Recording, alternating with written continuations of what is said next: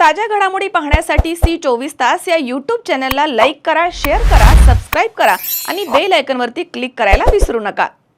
शहराला समान पाणी पुरवठा, कात्रज कोंढवा रस्त्याचे विस्तारीकरण, बेकायदेशीर बांधकामं आणि प्लॉटिंग, महावितरण कोंढवा कार्यालयाचे विभाजन, उड्डाण पुलास धर्मवीर छत्रपती संभाजी महाराज यांचं नाव देण्यासह स्वतंत्र महानगरपालिकेचा मुद्दा सभागृहामध्ये उपस्थित करण्यात आला। त्यावरती संबंधांनी सकारात्मकता दर्शवली आहे। आठवड्याभरामध्ये सभापती महोदयांच्या दालनामध्ये बैठक लावण्यात आली आहे, त्यामुळे येत्या काळात हे सर्व मुद्दे मार्गी लागतील अशी माहिती विधान परिषदेचे आमदार योगेश अण्णा टिळेकर यांनी पत्रकारांशी बोलताना दिली आहे। नुकत्याच झालेल्या अर्थसंकल्पीय अधिवेशनाच्या पार्श्वभूमीवर बुधवारी योगेश अण्णा टिळेकर यांनी पुण्यामध्ये पत्रकारांशी संवाद साधलाय। या प्रसंगी भारतीय जनता युवा मोर्चाचे प्राध्यापक सचिन जायभाय तसेच भूषण नाहटा, बाळासाहेब घुले आदी या ठिकाणी उपस्थित होते। मी विधान परिषदेचा सदस्य म्हणून जे काय आयुध वापरून या शहराच्या आणि परिसराच्या विकासासाठी, राज्याच्या विकासासाठी निर्णय करावेत, शासनाने त्या निर्णयामध्ये सहकार्य करावे या भूमिकेतनं काही लक्षवेधी, काही तारांकित प्रश्न, काही औचित्याचे मुद्दे, काही विशेष उल्लेख, अल्पकालीन चर्चा या विविध आयुधांच्या माध्यमातून मी प्रश्न उपस्थित केले। त्यातला सगळ्यात महत्त्वाचा म्हणजे आमच्या पुणेकरांसाठी पाण्याचा प्रश्न महत्त्वाचा आहे आणि समान पाणी पुरवठा योजना ही लवकरात लवकर कार्यान्वित व्हावी या संदर्भातली लक्षवेधी होती। आणि सुदैवानं सभापती महोदय आणि नगरविकास राज्यमंत्री माधुरीताई मिसाळ यांच्याबरोबर ही बैठक होणार आहे। दुसरा आमचा कात्रज कोंढवा रोडचा विषय, त्या संदर्भामध्ये सुद्धा उद्या जिल्हाधिकाऱ्यांची बैठक आहे, त्याचा विषय मी सभागृहामध्ये घेतला।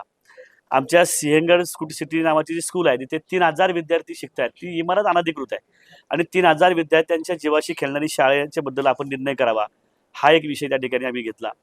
त्याच्यानंतर पुणे शहराचा बकालपणा खूप वाढतोय। ज्या ज्या ठिकाणी महानगरपालिका PMRDA रिझर्वेशन टाकते, लोकहिताची रिझर्वेशन टाकत असताना त्या जागेवरती काही व्यापारी अनधिकृत प्लॉटिंग करतायत, हिलटॉप हिलस्लोप फोडतायत, त्या संदर्भाची लक्षवेधी करून आमचा पुणेकरांचा बकालपणा थांबवा आणि कुदळवाडी होऊ देऊ नये अशा भूमिकेतली एक लक्षवेधी लावली। त्या संदर्भामध्ये महसूल मंत्री आदरणीय चंद्रशेखर बावनकुळे साहेबांनी तात्काळ कारवाई करून 15 दिवसाच्या आतमध्ये या सगळ्या अनधिकृत प्लॉटिंगवाल्यांवरती फौजदारी गुन्हे दाखल करावे ही भूमिका मांडली।